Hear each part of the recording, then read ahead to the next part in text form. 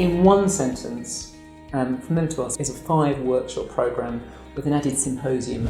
We were hoping to create an opportunity for 12 leaders to come together and explore some ideas about whether there is an emerging form of leadership which is more tuned into audiences, more engaged with the public. So the whole programme is structured around asking some key questions around questions about place, questions about people, questions about purpose. I think we were asking questions from a completely different direction. We're not asking questions about the quality of the art making, the relationship with artists and so on. We were asking about what difference you make, what is your public purpose? It's a rare opportunity to have some time to think about leadership in relation to audiences. There aren't many courses out there that give you that audience-centric approach.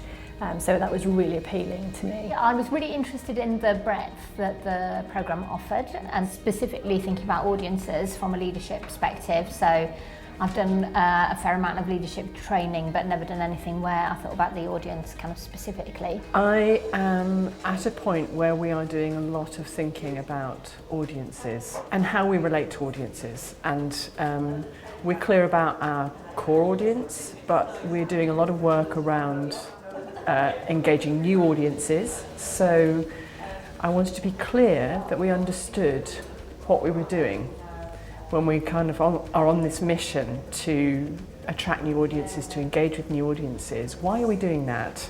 And what is that saying about us? So we started off by getting right to the heart of the matter by asking questions about what is your purpose? What is your purpose in terms of the public? What's your purpose in terms of community? The session was led by the fantastic Robert Jones from Olins, and he asked us to think about the interface between 2 questions. What's wrong with your world? And what's special about you? And in this way, if you think about those 2 things, what are we here to do? What is the useful intervention that we make? We had a great workshop from Robert from Olins, and he talked about purpose and how to kind of develop and define your organisational purpose. I think this whole theory about what your purpose is as an organisation is quite new thinking for me.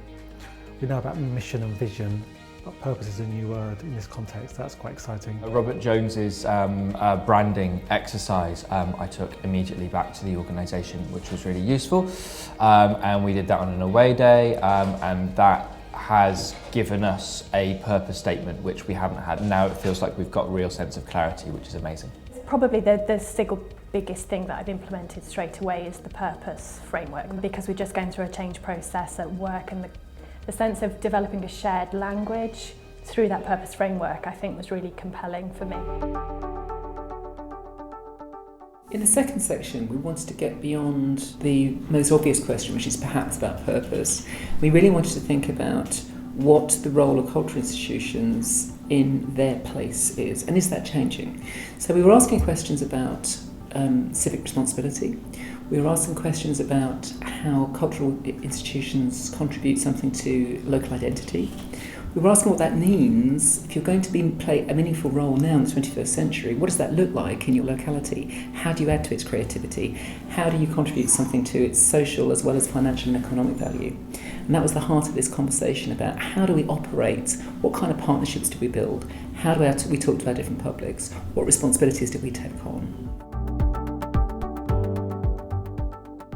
So, having thought about our external environment in the place sessions, we then wanted to think more about the internal environment, about our people.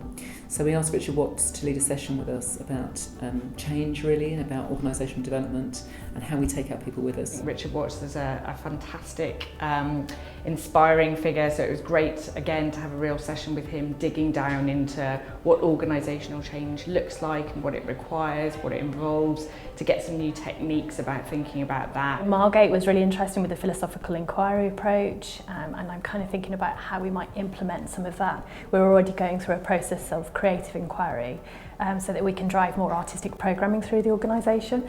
And I think the idea of asking questions, which is what that process that they were talking about, I thought was really interesting. It was a totally inspiring presentation, which was about putting the voices of so-called experts and so-called non-experts in a room together to discuss in a beautifully structured and very kind of non-hierarchical way what they thought about particular works of art. It seemed to me to be an extraordinarily good model for making people feel able to contribute to a conversation about what was interesting about an exhibition, or in our case a classical concert or a composer or something like that, and that what we can do with this model is allow everybody to be an expert.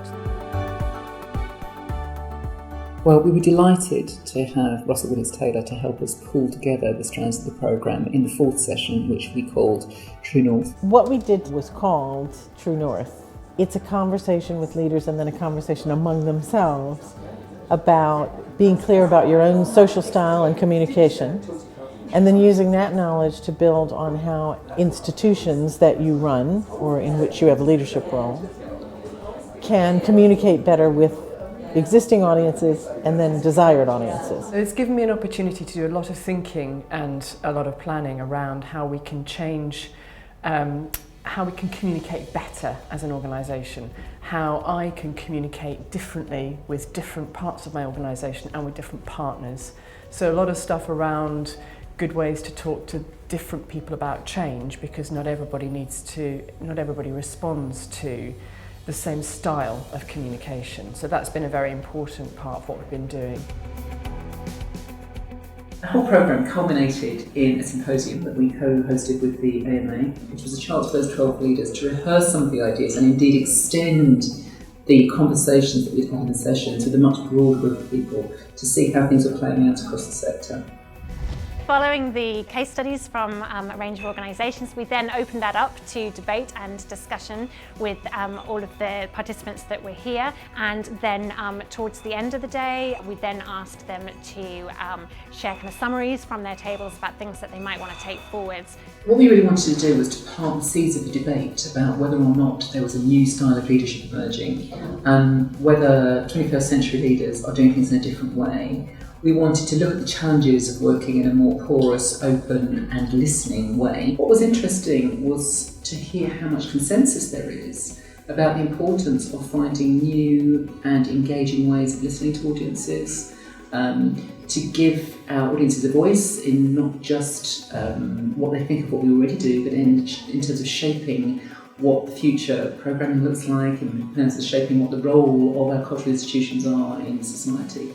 I think that's very interesting. We talk about democratising the existing culture. We tend to think that's what audience development is all about. And I heard quite clearly at that symposium that here are a whole group of leaders who are very interested in involving the public in forming the next iteration of culture.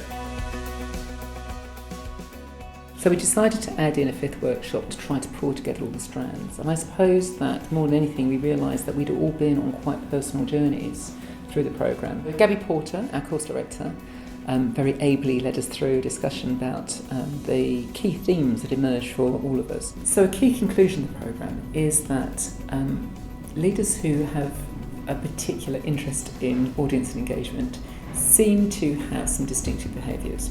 They seem to be more comfortable about asking questions. They seem to be more comfortable about letting go of control. They seem to be more comfortable about listening to many, many different voices. Challenges, provocations, if you like, is what's making it particularly interesting for me. And I think that what's really interesting about this course is the way it's spread out and the opportunity for lateral learning. And it was a good opportunity, having previously worked at the Arts Council, to really put the theory to practice in my new position at the Barbican.